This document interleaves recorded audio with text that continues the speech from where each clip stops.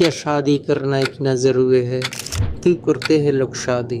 एक इंसान शादी के लिए तैयार कब होता है? शादी की शुरुआत कैसे या कब हुई?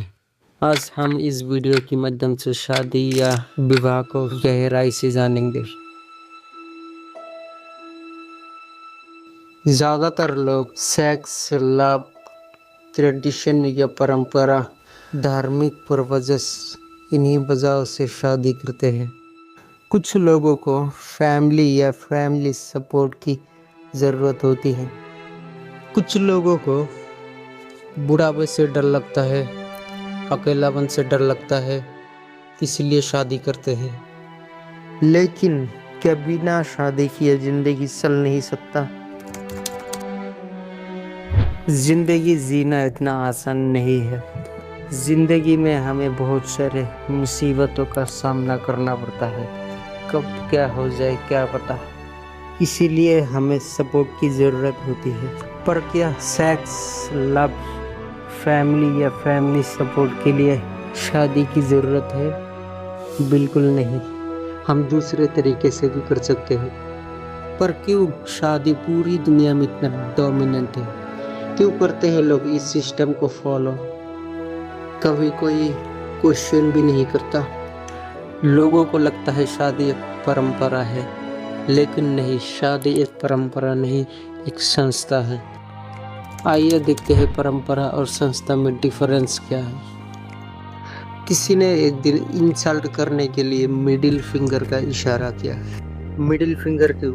मिडिल फिंगर आजकल के यूथ के बीच थोड़ा पॉपुलर है, इसलिए ये वाला एग्जाम्पल लिया। पर उसको मिडिल फिंगर का इशारा इंसल्ट के लिए परफेक्ट लगा, तो उसने उस गेस्चर को यूज़ करना शुरू किया।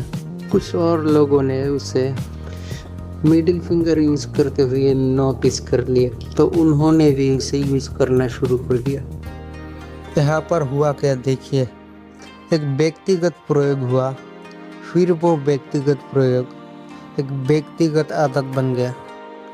पहली बार जिसने मिडिल फिंगर को यूज़ किया था वो एक व्यक्तिगत प्रयोग था, फिर उसे रिपीटेडली यूज़ करना एक व्यक्तिगत आदत है। जब व्यक्तिगत आदत को कुछ और लोग भी अपनी आदत में शामिल करते हैं, तब वो कहलाता है सामूहिक आदत या कलेक्टिव हैबिट। कुछ कलेक्टिव हैबिट्स आगे जाकर बनते हैं आदर्श या प्रतिमान। जैसे बस में बूढ़े लोगों के लिए सीट छोड़ देना एक आदर्श है। तुमने सीट नहीं छोड़ा तो लोग बुरा मान जाएंगे। जब प्रतिमान या आदर्श और भी स्ट्रांग, मजबूत बनता है, तब वो कहलाता है ट्रेडिशन या परंपरा। अभी परंपरा को नहीं माना तो लोग तुम्हें ऐसे देखेंगे जैसे तुम बहुत बड़ा क्रिमिनल हो। जब परंपरा और भी स्ट्रांग बनता है, तब वो कहलाता है रीति रिवाज। अभी रीति रिवाज को नहीं मानोगे तो लोग मारपीट पर आ जाएंगे। जैसे नेशनल फ्लैग का श्रद्धा करना हमारी रीति रिवाज में शामिल है। फिर कुछ रीति रिवाज आगे जाकर बन जाते हैं इंस्टीट्यूशन या संस्था, जो पूरी तरह से निश्चित है। जैसे शादी, जो सब लोग मानते हैं, जिसका नियम भी निश्चित है, जिसमें कोई विरोध नहीं करता, वो कहलाता है इंस्टीट्यूशन या संस्था।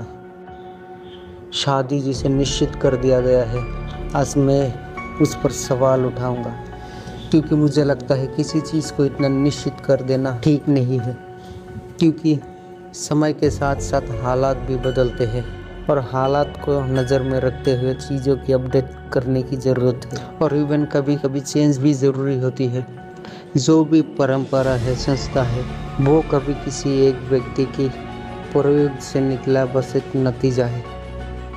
इससे साबित होता है कि इंसान कितना मूर्ख प्राणी है।